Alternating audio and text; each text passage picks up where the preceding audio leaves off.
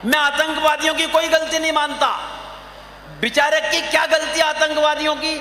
हिंदुस्तान की मिट्टी की गंध ही इतनी सौंधी है, इसकी खुशबू ही इतनी प्यारी है कि बेचारे पैदा तो कहीं पे होते हैं लेकिन मरना यहां आके चाहते हैं।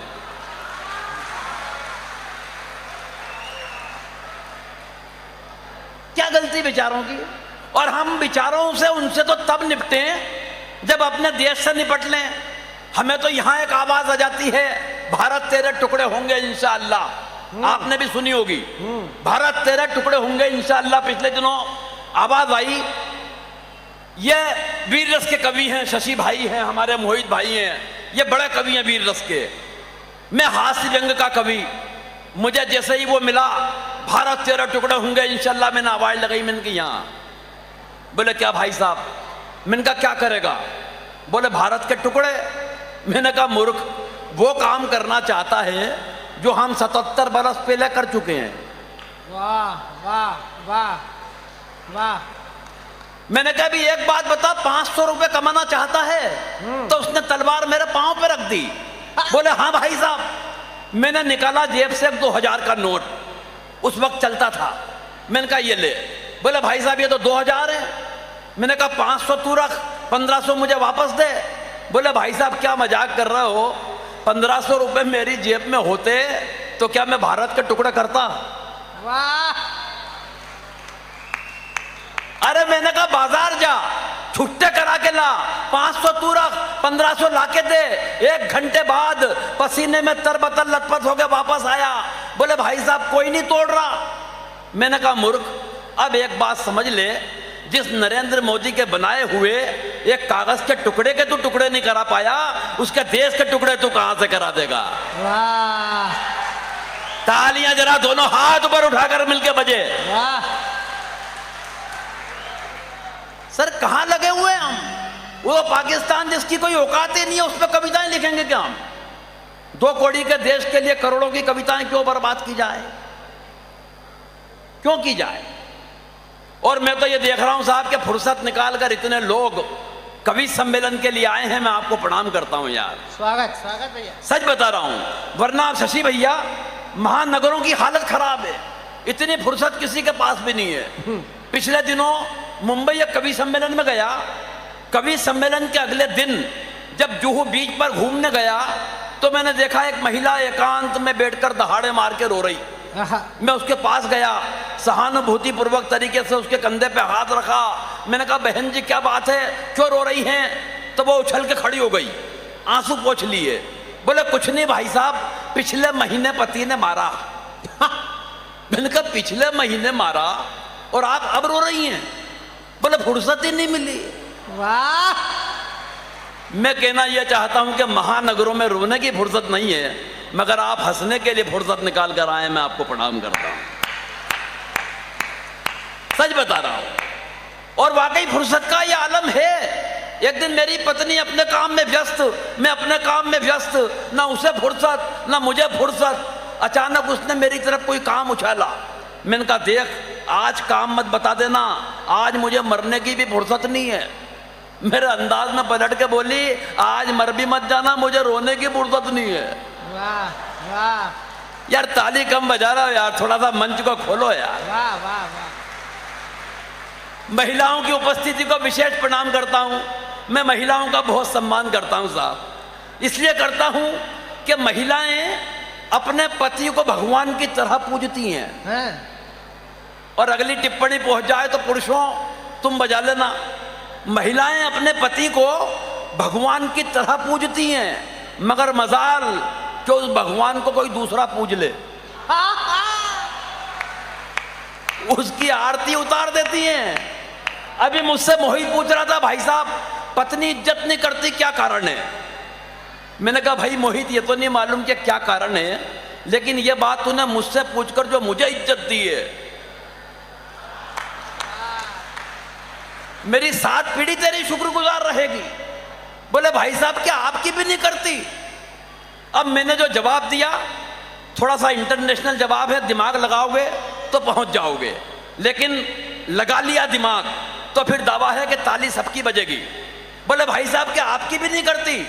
मैंने कहा मोहित एक बात ध्यान रखना बेटा, हिंदुस्तान में अगर रुपए का मूल्य गिरता है तो उसकी गिरावट हर प्रांत में अलग अलग नहीं होती। पहुंची। ये फिर पलट के बोला भाई साहब क्यों नहीं करती।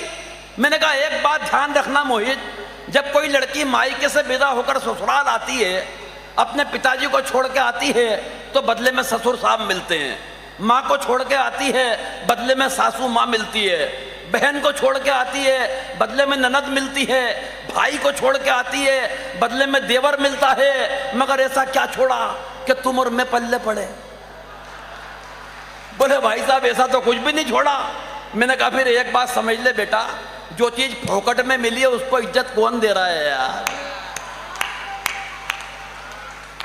तो हमें तो ये संताप भी झेलना पड़ते हैं सर। वैसे पत्नी पे कविता वो लिखता है जो कुंठित होता है, जिसकी अपनी पत्नी से अंडरस्टैंडिंग ठीक नहीं होती। अंडरस्टैंडिंग के मामले में मैं और मेरी पत्नी लाजवाब। क्या अंडरस्टैंडिंग है हमारी। 27 साल हो गए मेरी शादी को, लेकिन 27 साल की शादी की जिंदगी में उसने कभी मुझसे गंवार, मूर्ख, बेवकूफ, नालायक, पाजी, गधा ऐसे किसी शब्द का इस्तेमाल नहीं किया। कारण अंडरस्टैंडिंग इतनी कमाल की है, इतनी कमाल की है कि बस वो नजर भर देखती है और मैं समझ जाता हूं वो इनमें से क्या कह रही है। वाह। एक दिन सर आ गई मेरे, बोले टीवी देखो। मैंने कहा क्या हो गया। बोले पिक्चर आ रही है अमिताभ बच्चन की शराबी। पूरी फिल्म में पट्टे ने एक बूंद शराब की नहीं पी, लेकिन जो एक्टिंग की है वो कितनी कमाल की है। मैंने कहा मूर्ख औरत, उससे बड़ा एक्टर मैं। बोली कैसे। मैंने कहा 27 बरस से रोजाना पीने के बाद जो नी पीने की एक्टिंग मैं करता हूं, तालियां कम हैं। वो तेरी समझ में क्यों नहीं आती। और भगवान कसम मैं तो पत्नी शब्द सुनते ही पूरे शरीर में सनसनी दौड़ने लगती है, झुरझुरी, कपकपी। मुझे 27 बरस पहले का वो दृश्य याद आने लगता है जब 7 फेरों के वक्त पंडित जी ने कहा बेटा ये सिंदूर की डिब्बी लो, इसे खोलो और इसकी मांग भरो। आज जब वो दृश्य कल्पना में आता है साहब, तो ऐसा लगता है कि वो मांग नहीं थी, वो दरअसल नक्सलियों की एक सुरंग थी। और ताली तो पूरा सदन इस बात पे बजाएगा कि सुरंग भी वो वाली थी जिसमें मैंने अपने हाथों से बारूद बजाई है। वाह।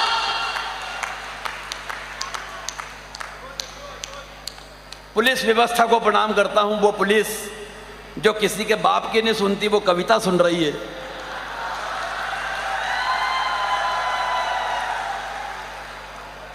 देखो कोरोना काल में पुलिस ने हमें खाली इसलिए मारा, अगली बात पहुंच जाए तो इस पे भी बजाना। कोरोना काल में पुलिस ने हमें खाली इसलिए मारा कि हम मर नहीं जाएं। लेकिन इस खाकी को इसलिए प्रणाम करना चाहता हूं कि हर सुबह अनोखी आई है, हर शाम निराली आई है। क्या होती है ये खाकी। हर सुबह अनोखी आई है, हर शाम निराली आई है। त्योहार भुलाए हैं खुद के, तब ईद दिवाली आई है।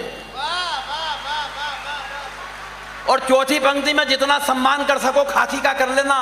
त्योहार भुलाए हैं खुद के, तब ईद दिवाली आई है। और आपने तो कह दिया क्या मस्त हवा के झोंके हैं। अरे ये खाकी वर्दी लाल हो गई, तब हरियाली आई है।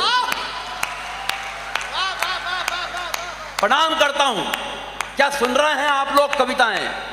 और मोहित भाई तुमने जिस तरीके से संस्कारों की कविताएं पढ़ी, कमाल। हालांकि उस देश में संस्कार ढूंढ रहे हैं हम। मुझे याद आ रहा है सर, रात को 1 बजे जैसे ही औलाद घर लौटी, बाप ने औलाद को दरवाजे भी चपेट दिया, उसकी एक जेब में हाथ डाला जैकेट की, बेटा चाय वाले। अब चाय वाले से कुछ कह भी नहीं सकते, ये देश का कब प्रधानमंत्री बन जाए। 1-2 मिनट और रुक जा बेटा बस। सर बात सुनना, बहुत बारीक बात बता रहा हूं। कहां गए संस्कार। रात के 2 बजे जैसे ही औलाद घर लौटी तो बाप ने दरवाजे पे गिरबान पकड़ लिया, जैकेट में हाथ डाला एक जेब में, तो 4 तंबाकू के पाउच बाहर आ गए। दूसरी जेब में हाथ डाला तो 2 सिगरेट के पैकेट। बाप का गुस्सा जो बढ़ा तो उन्होंने अंदर की जेब में हाथ डाला तो 4 लड़कियों के फोटो गिर पड़े। बाप ने जो औलाद में देना शुरू की जूते चप्पल से, औलाद एक ही बात कर रही, मेरे बाप मेरी बात सुनो, मेरे बाप मेरी बात सुनो। बात सुनने तैयार नहीं। आधे घंटे तक मारने के बाद बाप ने पूछा, बता कब से चल रहा है ये सब? औलाद बोली, मेरे बाप मेरी बात सुनो, ये जैकेट मेरी नहीं है, मेरी ड्राई क्लीन में गई, आपकी है।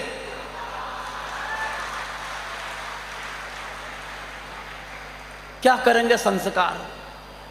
पाकिस्तान की फाइल मेरे भाई ने निपटा दी मंच से। उस पाकिस्तान की फाइल निपटाने का काम किया है जो पहले ही निपटा बैठा है। सच बता रहा हूं, वो पाकिस्तान जिसकी फाइल हम मरने के बाद निपटा दें, मरने के बाद। सर 3 इंजीनियर राज साहब मरने के बाद ऊपर पहुंचे। जैसे ही उन्हें इंजीनियर ने दरवाजा खटखटाया तो वो दरवाजा चरमरा के नीचे गिर पड़ा। दूत ने कहा कौन? वो बोले हम इंजीनियर। बोले कहां से? एक बोला मैं पाकिस्तान से, दूसरा बोला मैं चीन से, तीसरा बोला मैं हिंदुस्तान से। दूत ने कहा अंदर तो ले लूंगा, मगर एक बात बताओ, तुम इंजीनियर हो और इस दरवाजे की हालत बहुत खराब है, अगर मरम्मत करवाना हो तो खर्च कितना आएगा? पाकिस्तान वाला बोला कोई खास खर्च नहीं आएगा, खर्च आएगा कुल 9,000 रुपये। दूत ने कहा कैसे? बोले 3,000 की लेबर, 3,000 का मटेरियल और 3,000 मेरे। चीन वाले से पूछा तू बता, बोले खर्च आएगा 12,000। बोले कैसे? बोले 4,000 की लेबर, 4,000 का मटेरियल और 4,000 मेरे। अब आया हिंदुस्तान वाले का नंबर, बोले खर्च आएगा 29,000 रुपये। कितना? 29। बोले कैसे? बोले देख 10,000 तो तेरे।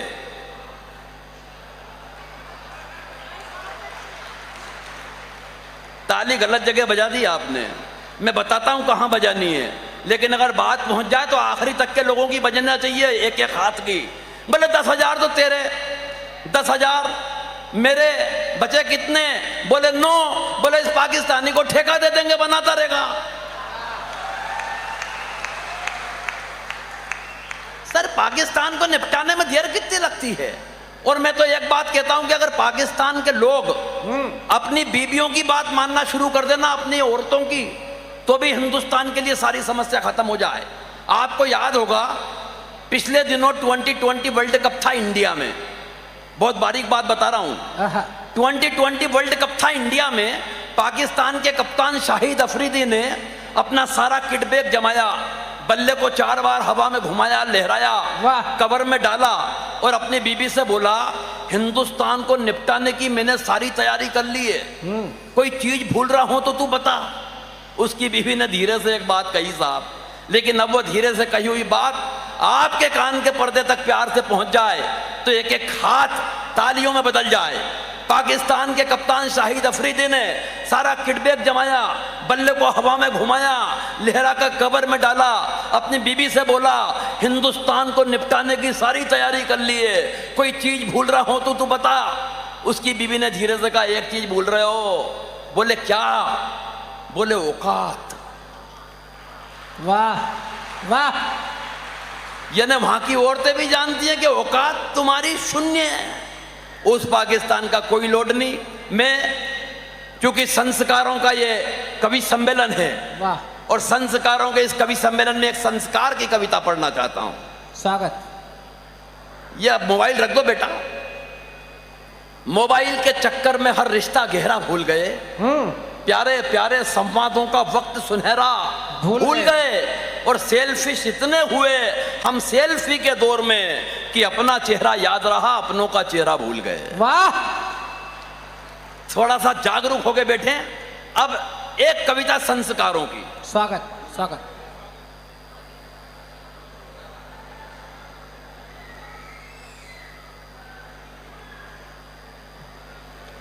पानी है,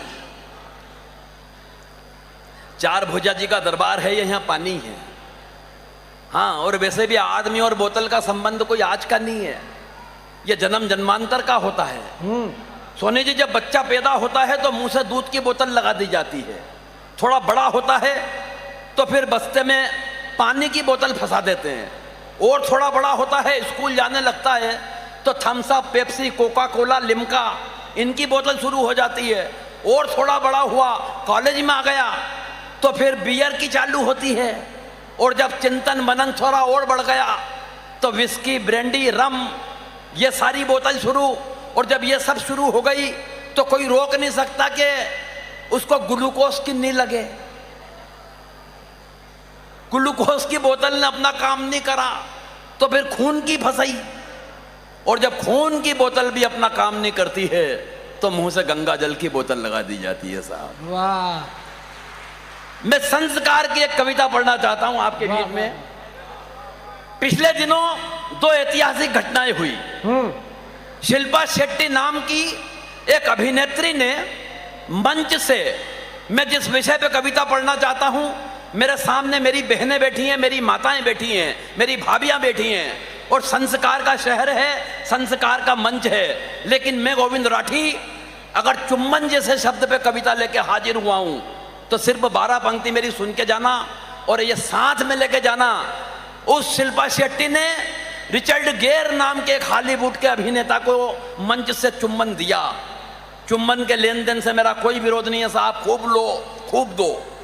लेकिन जिस भारतीय संस्कृति की तौहीन की गई, मैं सिर्फ 12 पंक्ति पढ़ रहा हूं कविता की, और एक एक पंक्ति में आपसे निवेदन करता हूं कि अपनी तालियां मुंबई में उस शिल्पा शेट्टी के मुंह पर तमाचे के रूप में पहुंचाना कि उसने जो चुम्बन दिया वो कितना गलत था। पंक्तियां संभालना माताओं बहनों की उपस्थिति में। काश तूने भारतीय चुम्बन की कीमत को समझा होता, एक पल के लिए तेरा चेहरा लज्जा से झुका होता, मगर झुके कैसे, तुम तो विदेशी संस्कृतियों में गुम हो, तुम्हें भारतीय चुम्बन की कीमत कैसे मालूम हो। अरे चुम्बन वो है जो वनवास जाते वक्त कौशल्या ने श्री राम का लिया था। वाह वाह वाह वाह वाह।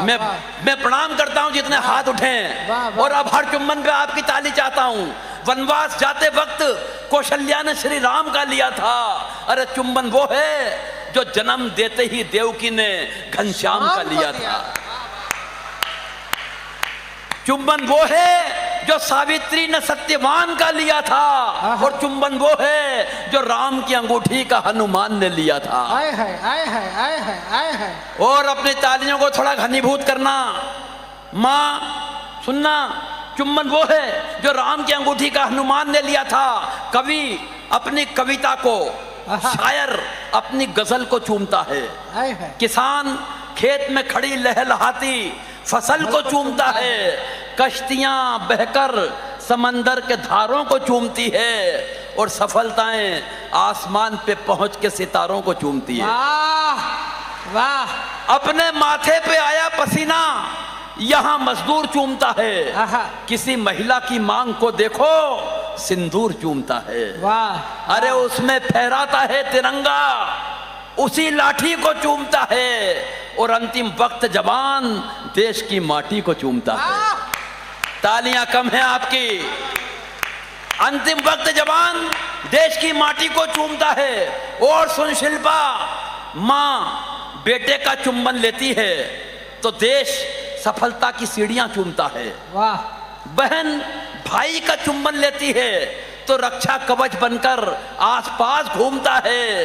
पत्नी पति को चूम के घर से भेजती है तो पति शाम को सकुशल घर आता है, और बाप बेटी को चूम के विदा करता है तो उसका जीवन संवर जाता है। प्रणाम करता हूं। मां बेटे का चुम्बन लेती है तो देश सफलता की सीढ़ियां चूमता है। बहन भाई का चुम्बन लेती है तो रक्षा कवच बनकर आसपास घूमता है। पत्नी पति को चूम के घर से भेजती है तो पति शाम को सकुशल घर आता है, और बाप बेटी को चूम के विदा करता है तो उसका जीवन संवर जाता है। मगर तूने तो भारतीय चुम्बन को ही जलील कर डाला, और स्नेह दुलार ममता के प्रतीक चुम्बन शब्द को ही अश्लील कर डाला। अब तो चुम्बन शब्द जबान पे आते ही याद तू आने लगती है, और चुम्बन शब्द से ही हमें वासना की बू आने लगती है, बू आने लगती है। और अंतिम 4 पंक्तियां डॉक्टर भुवन मोहिनी ने जो खूबसूरत माँ की वंदना की, इतनी माँ यहाँ पर बैठी हुई हैं, मैं जितनी भी माताएं यहाँ बैठी हैं उनकी नजर ये 4 पंक्तियां करता हूँ, सुनिएगा और साथ में लेके जाइएगा कि जमाने भर में उसकी कोई औकात नहीं रहती, जमाने भर में उसकी कोई औकात नहीं रहती, आदमी होकर भी उसकी आदमी जात नहीं रहती, और बड़ा बदनसीब होता है वो शख्स दुनिया में मां जिंदा होकर भी जिनके साथ नहीं रहती। प्रणाम करता हूं।